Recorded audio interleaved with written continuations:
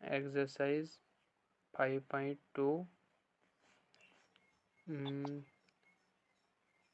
Question number 4। अगर आप अपना कैमरा बंद भी करोगे तो 4 पे देखो आप। क्वेश्चन 4 अगर देखोगे ना एक्सरसाइज 5.2 का, वो कह रहा है कि which term of the AP, जो कि एपी है वो है 3, 8, 13, 18, so on is 78। यानी अच्छे एपी दित अगर वुचक से एपी मीन्स अर्थमेटिक प्रोग्रेशन। यह 3, 8, 13, 18 so on। वन अमि टर्म कस टर्म क्या 78 विच टर्म यानी कचम टर्म क्या सही मगर कचम टर्म अमिच क्या 78 वुच अस क्या एपीस में गोडनेथै वुचो अस क्या मे वोन तम साथ वी हैव अस क्या दित क्या दित एपी वी हैव एपी दित गोडनिच टर्म क्या दित ए छना दित 3 बे क्या दित अगर वुचक डी क्या एपी छना सेकंड टर्म 8 - 3 8 - 3 कोता गो या 8 गो 5 गो ना 5 8 - 3 is 5 को कॉमन डिफरेंस द्रायस कत 5 अस वनो सपोज यह जन ये 78th टर्म यह जन यह हसा nth टर्म क्या वनो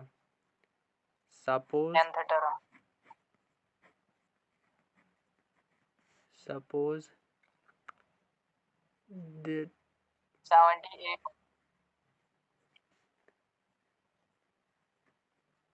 8 या suppose the nth term is equal to 78 अस वो सह nth टर्म मतलब सह हेक 20 30 जनरलस मज क्या nth मगर अस पाई ए nth टर्म कम से रिप्रेजेंट करान दिस इम्प्लाइज ए n सह कत बराबर शाबाश गोड थो 78 से बराबर है ना अस वो सह 70 मगर वन करो फार्मूला यूज ए एन कत बराबर a plus n minus 1 into d equal to 78 वैसा a कोता चीज़ 3 प्लस n चीज़ काड़न क्या वन विच टर्म कचम टर्म वुच चलिए ये an मतलब nth टर्म हसा 78 मगर ये n ना ऐसे काड़न एक्चुअली ये अगर n 10 आ तेल वनक से 10 टर्म क्या n जनरल्स में nth टर्म वन यह n कड़न सह करो यम फार्मूला थ्रू n रोज तवे ये n - 1 d कत बराबर 5 कर यूज इक्वल टू 78 वैसा 3 प्लस या 3 तारो होड़ गोड सत ग 78 अगर वो 9 n माइनस तत ग minus 78 minus 3 this implies so n n minus 1 कड़न यानी n कड़न इस थवन यह सारी टर्म थवन फिलहाल अति इस 5 ना यह तर होड़ उस n minus 1 तत क्या गसी बस होड़ बनो हो 78 minus 3 75 मगर यह 5 यथ मल्टीपल राइट साइडस मज गसी divide this implies n minus 1 one करो कसर चढ़ोस 5 टेबल पढ़ो 5 1 हजार 5 1 हजार 5 अत कस बचे 2 तम बने 25 5 सह बचे 25 5 1 5 5 5 हजार गो ना 5 सो गो आंसर आव 15 n - 1 आव 15 n कत नेर 15 + 1 शाबाश 16 तमिक मतलब गो nth टर्म ये जन यानी कि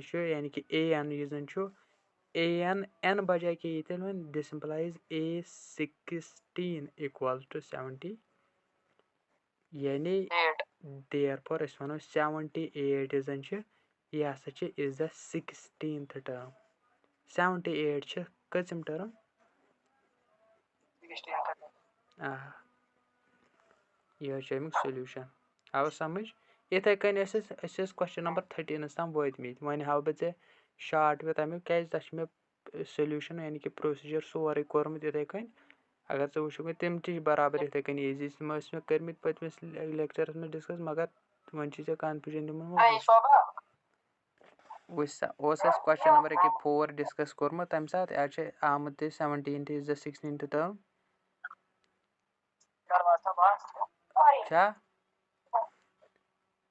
क्या तम साथ ऐसे कि कोर्मुत क्वेश्चन नंबर 4 वो वन से क्वेश्चन नंबर 5 वो क्वेश्चन नंबर 4 उस ना तम साथ इथे कन डिस्कस कोर्मुत बराबर इथे कन क्वेश्चन नंबर वो क्वेश्चन नंबर 5 अच्छे ज पार्ट क्वेश्चन नंबर 5 चे वनान find the number of terms in each of the following APs यानी ज पार्ट दशवे पार्ट एपीएस गोडनिक पार्ट अगर वो 7 13 19 so on up to 205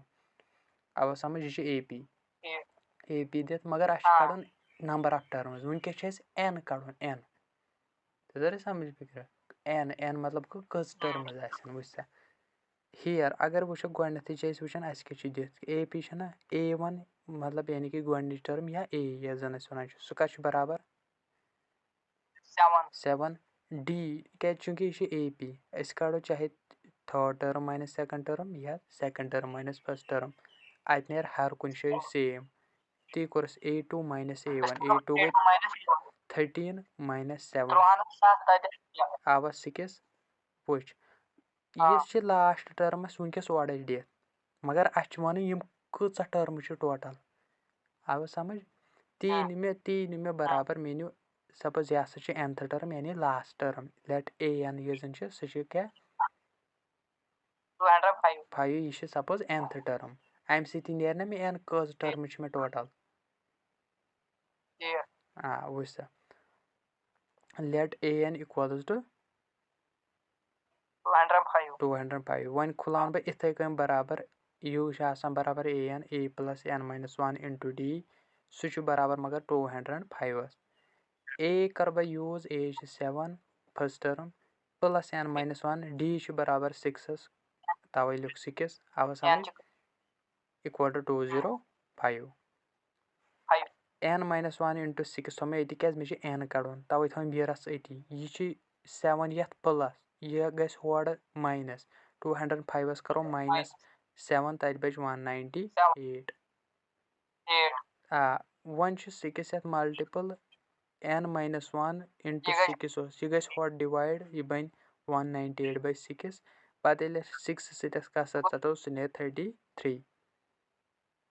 आवा समझ क्या 6 3 जार क्या गो 18 कुनवह मज कस बचे 1 सह बनो ना ये 8 से 18 पत गस 20 6 3 जार 18 आव समझ वुस n नेर वन बराबर 33 + 1 क्या -1 तर होड़ तत बन प्लस बनो 34 अम मतलब गो n द्राव 34 मतलब यह जन यह लास्ट टर्म क्या अम पत मा कह टर्म यह लास्ट अम मतलब गो A34 यानी कि यह जन 205 यह मे 34 टर्म इत कन मे वन वन कि n द्राव मे 16 अम मतलब गो 16th टर्म 78 अतन मतलब कि शुड़ाई टर्म क्या सह इनफाइनाइट ना सह कि इनफाइनाइट वुच तथ मज ना यह तथ मज इनफाइनाइट अस वन मगर यह 78 कजिम येतन क्या कोरस वुच येतन लिश मानिस सपोज यह हसा लास्ट यानी nth टर्म मगर सह nth कड़स पे सह 34 कजिम छना यिवन A34 205 कैसे n त्रा 34 अमि मतलब गो 34th टर्म कस ये 34 टर्म ये अगर अगर ये 34 टर्म अमि मतलब गो टोटल कस टर्म ना टोटल नंबर ऑफ टर्म्स 34 यह क्वेश्चन नंबर 5 फर्स्ट पार्ट आव समझ वन करो अस पे सेकंड पार्ट डिस्कस